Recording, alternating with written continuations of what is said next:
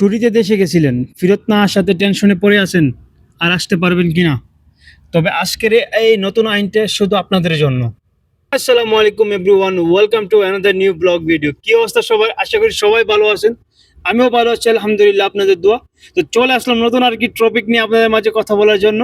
So এখনো যারা আমার চ্যানেলটি সাবস্ক্রাইব করেন অবশ্যই সাবস্ক্রাইব করে দেবেন এবং পাশে থাকা বেল আইকনটি ক্লিক করে দেবেন যাতে পরবর্তী নেক্সট ভিডিও সবার আগে আপনি দেখতে পারেন। তো চলুন শুরু করা যাক আজকের টপিক। প্রিয় প্রবাসী বন্ধুগণ, কি অবস্থা সবাই? আশা করি সবাই ভালো আছেন, তাই না? আজকের টপিকটা এবং আজকের আইন, সৌদি মন্ত্রণালয় যে নতুন আইন জারি করছে সেই আইনটা অত্যন্ত খুশির এবং সুসংবাদ। অনেকে আছেন আমাদের প্রবাসী বাংলাদেশিরা, অনেকে আছেন যারা ছুটিতে দেশে গেছিলেন, কফিল ভালো না, হয়তো কোম্পানি ভালো না বা মুআসসাসা ভালো না, পরে আর আসেন নাই, এখন টেনশনে আছেন আসতে পারবেন কিনা। তবে আজকের ভিডিওটা শুধু আপনাদেরই জন্য। সৌদি মন্ত্রণালয়ের নতুন নিয়ম জারি করছে যে যারা দেশে ছুটিতে গেছিলেন এবং ছুটি শেষ হয়ে গেছে কিন্তু আসতে পারেন নাই, বা ফ্যামিলিগত কোনো সমস্যা ছিল বা কোনো ঝামেলা ছিল, আসতে পারেন নাই, নতুন আইনে যে নিয়মটা, নতুন আইন যেটা পাস হয়েছে সেটা অত্যন্ত আসলে খুশির সংবাদ। কারণ যারা ছুটিতে গেছিলেন তারা হয়তো ভাবতেছিলেন যে আর আসতে পারবো কিনা দেশে, আর ঢুকতে পারবো কিনা সৌদি আরবে। তবে এই সব চিন্তা ভাবনা সব দূর করে দিছে এই নতুন আইন। তবে এখানে কিছু নিয়ম আছে। বর্তমানে সৌদি আরবে বহুত ক্যাটাগরি ভিসা আছে, যে এক এক ভিসার এক এক নিয়ম। সো আপনাদের মাঝে সেটাই শেয়ার করবো যে আসলে কোন ভিসাতে কতদিন লাগবে এবং কতদিনের ভিতরে আপনি আবার ঢুকতে পারবেন ছুটিতে গিয়েও।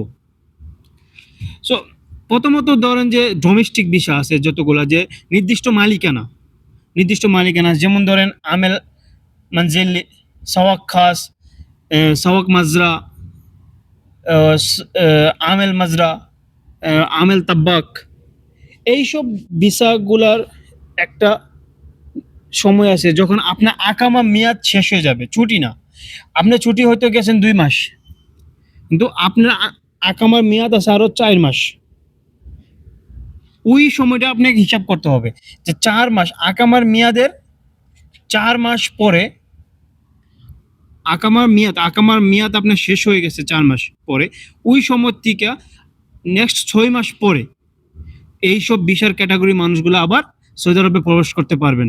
এইটা নতুন সৌদি মন্ত্রণালয়ে নতুন এক আইন জারি করছে। এবং অন্যান্য যা আছে, যে আপনার আদার্স যতগুলো আছে, সেটা হচ্ছে যে কোম্পানি আছে, মুআসসাসা আছে, যে আপনি যদি কোনো ছোট মুআসসাসা, বড় মুআসসাসা হন, ছোট মুআসসাসা হন বা কোনো কোম্পানির আন্ডারে হন, তাহলে আপনাকে আকামার মেয়াদ শেষ হওয়ার 3 মাসের ভিতরে আপনি আবার রিটার্ন ব্যাক করতে পারবেন। 3 মাস। তাহলে এখানে 2টা সিস্টেম আছে। একটা হচ্ছে আপনি যদি কোনো ডোমেস্টিক, যে আমি তো বললাম প্রথমে যে ডোমেস্টিক ভিসাগুলা যেটা, সেটা হচ্ছে যে আমেল মঞ্জিল, সওয়াক খাস, আমেল মাজরা, আমেল তাব্বাক, এইসব ভিসাগুলো, আদার্স এইসব এই ক্যাটাগরির যে ভিসাগুলো আছে, এই ভিসাগুলো আপনি আকামা মেয়াদ শেষ হওয়ার 6 মাস পরে আবার নতুন করে ঢুকতে পারবেন সৌদি আরবে, কোনো ঝামেলা ছাড়া। আপনার যদি কোনো মামলা টামলা, কেস টেস না থাকে তাহলে। এবং যারা কোম্পানিতে আসিলেন, যে মনে করেন যে আপনার কোম্পানিতে কাজ করতেন, কোনো মুআসসাসাতে কাজ করতেন, তো তখন আপনি ছুটিতে দেশে গেছেন, পারিবারিক কোনো সমস্যার কারণে আসতে পারেন নাই, তারা আকামা মেয়াদ শেষ হওয়ার 3 মাস পরে আবার ঢুকতে পারবেন কোনো ঝামেলা ছাড়া। সো আমি মনে করি যে নতুন এই মন্ত্রণালয় সৌদি গ্যাজেটের নতুন যে আইন জারি করছে, এটা অত্যন্ত ভালো এবং সুফল। কারণ আমাদের অনেক প্রবাসী আছে যে অনেক কফিলে ঝামেলা করে, অনেক কোম্পানি ঝামেলা করে, আকামার সমস্যা দেয়, এইটা সমস্যা ওইটা সমস্যা, নানান সমস্যা আমাদের তো লেগেই থাকে। প্রবাসীদের কষ্টের কথা বলে শেষ করা যায় না। প্রবাসীদের কষ্টে আমরা আসলে যতই বলি না কেন, যতই আপনাদের মাঝে শেয়ার করি না কেন, শেষ হবে না। প্রবাসীদের কষ্ট একমাত্র প্রবাসীরাই বুঝে। সো আমি সবসময় আপনাদেরকে চেষ্টা করি যে নতুন নতুন কিছু তথ্য দেওয়ার জন্য, নতুন নতুন কিছু গাইডলাইন দেওয়ার জন্য।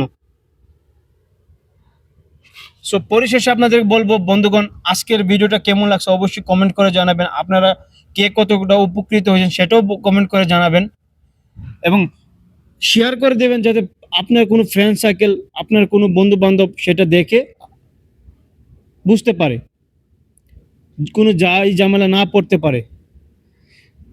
সো আজকে এই পর্যন্ত, সবাই ভালো থাকুন, সুস্থ থাকুন, দেখা হবে পরবর্তী নেক্সট ভিডিওতে। আল্লাহ হাফেজ।